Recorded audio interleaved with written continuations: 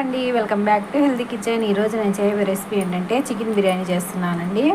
ఇదిగోండి, 1 KG chicken తీసుకున్నాను. కొంచెం పెద్ద పెద్ద ముక్కలుగా కట్ చేసుకొని శుభ్రంగా కడిగి తీసుకుంటున్నాను. ఇందులో ఏమేమి వేద్దాం ఇప్పుడు చూద్దాం.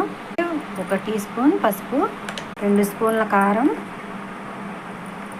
సాల్ట్, అల్లం వెల్లుల్లి పేస్ట్ 2 స్పూన్లు వేసుకుంటున్నాను.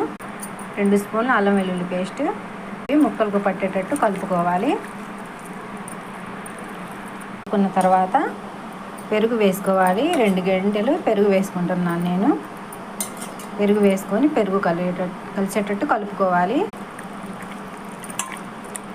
కలిపిన తర్వాత ధనియాల పౌడర్ వేసుకోవాలి. కొంచెం గరం మసాలా పౌడర్, మొత్తం కలిసేటట్టు కలుపుకోవాలి. 1/2 చెక్క నిమ్మరసం పిండుకోవాలి. కలుపుకొని ఒక అరగంట సేపు ఇలానే వదిలేయాలి. మామూలు బియ్యం ఇలా తీసుకొని